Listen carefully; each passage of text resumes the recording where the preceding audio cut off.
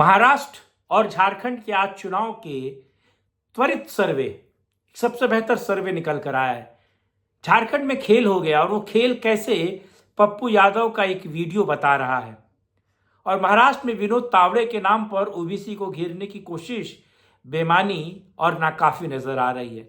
Sympathy vote किस तरीके से किसके पास जा रहा है और एक प्रायश्चित का वोट होता है, उसने किस तरीके से सारा खेल कर दिया है महाराष्ट्र में और झारखंड में। पूरा वीडियो अंत तक देखिए। आपका बिहार से देश से चल के अपने माँ के पास आए और अपने खून से हम आशीर्वाद लेने दीजिएगा ना। आशीर्वाद बेटी दीजिएगा ना। ओ बिटिया दीजिएगा ना। जो अब जोर से नहीं बोलिएगा तो नहीं दीजिएगा ना आशीर्वाद। नहीं देंगे, हम लोग बीजेपी में देंगे। बीजेपी में देंगे। बीजेपी में? हाँ। क्यों बेटा? क्योंकि इतना दिन तक क्या किया जेएमएम 5 साल से इतना दिन तक क्या किया? 20 साल बीजेपी था, वो क्या किया? बहुत कुछ किया है। करने से कुछ हो जाएगा बेटी? बहुत कुछ हुआ है। राम मंदिर बनाने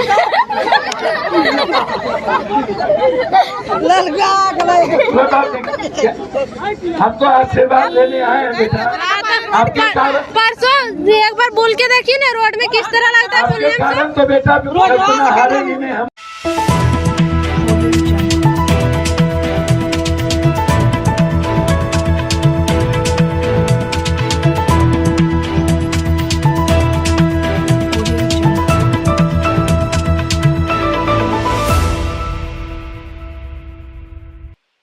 नमस्कार, मैं कुमार श्रीकांत आपका स्वागत कर रहा हूं।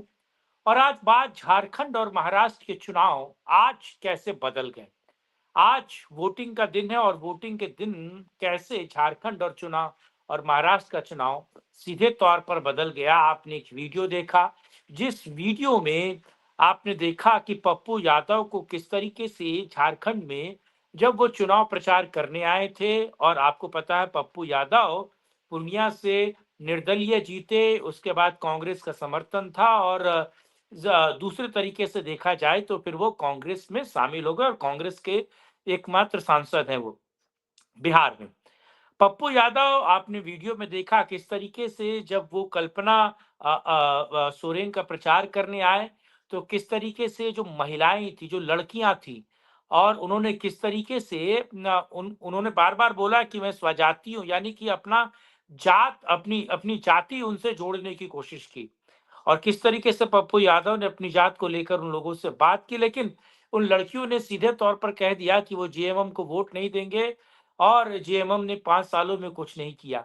एक भारी आक्रोश जो है वो झारखंड में युवाओं का, महिलाओं का और हर एक व्यक्ति का, एक तरीके से देखा जाए तो कांग्रेस और जेएमएम का ये जो गठबंधन था, ये जो ठगबंधन था, इसके विरोध में है। और खास तौर से इस पूरे पूरे प्रक्रम में अगर आप देखा जाए तो आज जो चुनाव है सीधे तौर पर वो झारखंड की एक दूसरी तस्वीर बनाकर रख रहा है। और जो जमीन से ये रिजल्ट आ रहा है और जमीन से जो चीजें निकल कर आ रही हैं वो सीधे तौर पर बता रही हैं कि जेएमएम और कांग्रेस जो है वो सीधे तौर पर जा रही है, इसमें कोई दो राय नहीं। लेकिन 13 से ज्यादा मुख्यमंत्री देखने के बावजूद भी झारखंड ने पूर्ण बहुमत आज तक किसी पार्टी को नहीं दिया। आप समझिए वो जोड़ तोड़ की सरकार बनती रही, लेकिन क्या ये 2024 आज जो मैंडेट मिलेगा वो पूरी तरीके से सभी पार्टियों को मिलेगा? क्या बीजेपी को फुल मेजोरिटी मिलेगी? ये बड़ा सवाल है और इस सवाल के निहितार्थ हैं। दूसरा, महाराष्ट्र की तरफ समझे। महाराष्ट्र में आपको पता है एक दिन पहले विनोद तावड़े पर नोट बांटने का आरोप लगा। फिर आपको पता है जो नकली शिवसेना है, यानी कि उद्धव उद्धव ठाकरे के चेले, यानी कि आपको पता है वो बड़बोले नौटी संजय राउत, उन्होंने किस तरीके से विनोद तावड़े को ओबीसी से जोड़ दिया और उसके बाद कहा कि देवेंद्र फडणवीस इस बात का जवाब नहीं देते। दरअसल आप समझिए कि महाराष्ट्र का पूरा का पूरा चुनाव जो इतने दिनों से कहीं ना कहीं इंडी वर्सेस एनडीए हो रहा था, तो चुनाव सीधे तौर पर अब एनडीए के पक्ष में झुका हुआ नजर आ रहा है।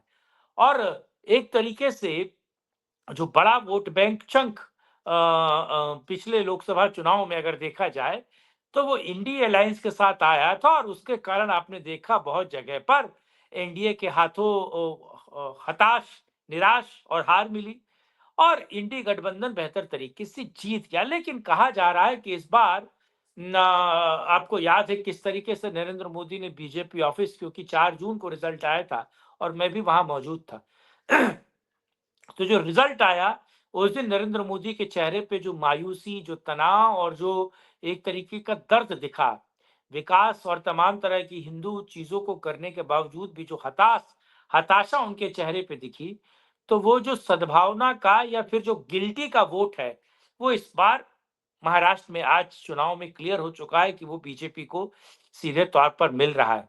गिल्टी का वोट तो बीजेपी को मिल ही रहा है, लेकिन बड़े पैमाने पर बीजेपी को लेकर जो बटेंगे और कटेंगे, अगर बटेंगे तो कटेंगे वाले ये जो नारा है, इस नारे ने पूरे के पूरे महाराष्ट्र में चीजें बदलती हैं। और जो ताजा सर्वे ये कह रहा है कि एनडीए की सरकार महाराष्ट्र में बिल्कुल तय है और बीजेपी 3 डिजिट के ऊपर जा रही है। अकेले बीजेपी अगर 3 डिजिट के ऊपर जा रही है तो आप समझिए कि कहीं ना कहीं पूर्ण बहुमत महायुति को अगर अजीत पवार को हटा भी दिया जाए तो शिवसेना, उद्धव की शिवसेना, अब वो शिंदे की शिवसेना और बीजेपी पूर्ण बहुमत लेकर अपने आप में ही आ रहे हैं और उसमें एड ऑन जो कर रहे हैं तकरीबन 20 सीटों के आसपास, वो कर रहे हैं अजीत पवार। तो अजीत पवार को देखा जाए, आप शिंदे को देखा जाए और बीजेपी को देखा जाए तो ताजा सर्वे बता रहा है कि पूरा का पूरा खेल महाराष्ट्र में बदल चुका है और यही खेल झारखंड में बदला हुआ, यानी कि दोनों जगह आज के चुनाव में ये चीजें क्लियर हो चुकी हैं कि आज जो चुनाव हुआ है उसमें ये चीजें क्लियर हो चुकी हैं कि सीधे तौर पर वोट और सरकार इन दोनों पार्टियों की बनने जा रही है। एक बड़ा सर्वे, एक बेहतर चीज, एक बड़ी अपडेट आप लोगों तक मैंने पहुंचाया। ये वीडियो कैसा लगा कमेंट बॉक्स में अपनी राय रखिएगा, लाइक शेयर, चैनल को सब्सक्राइब कीजिएगा और अगर आप हमसे जुड़ना चाहते हैं तो आप नीचे चलते हुए नंबर पर हमें सपोर्ट और सहयोग कर सकते हैं। साथ जुड़ने के लिए, इस मुद्दे बात करने के लिए बहुत धन्यवाद। कल फिर मिलेंगे, करेंगे राष्ट्रहित में एक और चर्चा।